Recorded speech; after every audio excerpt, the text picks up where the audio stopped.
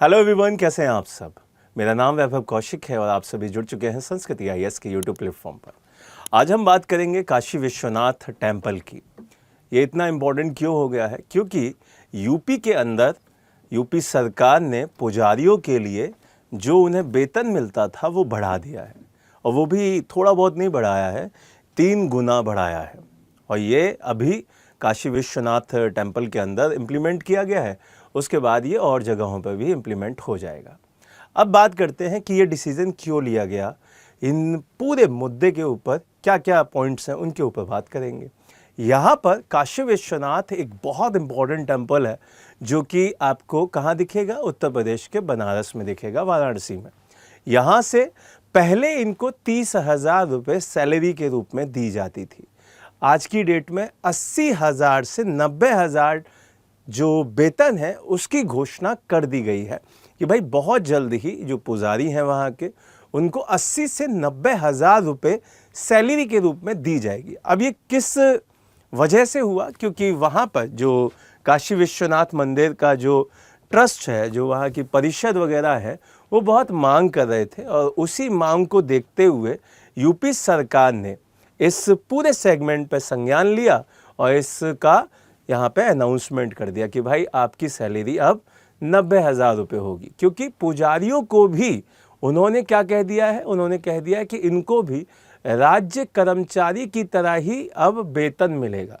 इसका मतलब पुजारी भी कैसे काउंट होंगे? अब राज्य कर्मचारी के रूप में ही, स्टेट गवर्नमेंट के एम्प्लॉय के रूप में ही काउंट होंगे। और कहा गया अभी वो बात कही गई है काशी विश्वनाथ टेम्पल की। महादेव की नगरी है और वहाँ पर जितने भी पुजारी हैं, आपने देखा ही होगा, वहाँ के घाट, वहाँ की पूजा, वहाँ की अर्चना, वहाँ बहुत ही फेमस नगरी है। ठीक है, अब यहाँ से 2 दर्जन से भी ज़्यादा प्रस्ताव दिए गए थे कि भाई इन पर बात की जाए।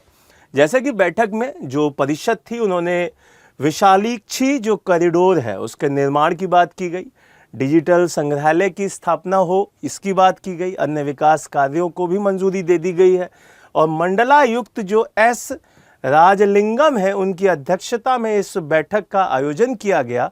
और सबसे इम्पोर्टेंट बात कि जो कर्मचारी सेवा नियमावली है उसमें बहुत सारे चेंजेस किए गए, क्योंकि इसी के माध्यम से यहाँ पर इनकी सैलरी में क्या किया जाएगा? इजाफा किया जाएगा।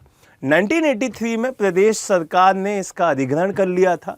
श्री काशी विश्वनाथ मंदिर प्रदेश सरकार के द्वारा 1983 में अधिग्रहित कर लिया गया था, और इसके बाद अब तक सेवा नियमावली नहीं बन सकी थी। लेकिन अब यहाँ से ये पूरा मसला चेंज होता हुआ नज़र आ रहा है, और यहाँ पर पूरा का पूरा जो चीज़ें हैं वो बहुत इम्पॉर्टेंट हो जाएंगी। संविधान का एक आर्टिकल है 201, उसके तहत 13 अक्टूबर 1983 को काशी विश्वनाथ टेम्पल एक्ट भी यहाँ पे लागू कर दिया गया था।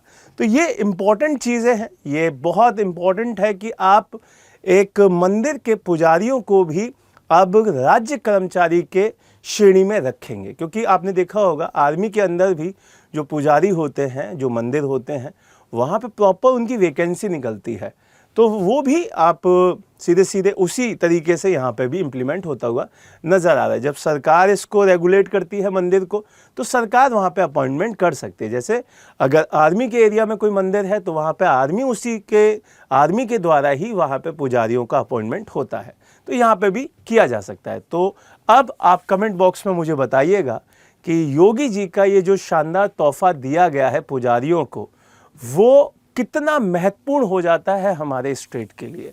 और कमेंट बॉक्स में ये भी बताइएगा कि आप इस फैसले से कितना खुश हैं और कितने लोग इससे ना खुश हैं। चलिए नए टॉपिक के साथ दोबारा मिलेंगे। मुस्कुराते रहिए, चीज़ें सीखते रहिए। जय हिंद, जय भारत।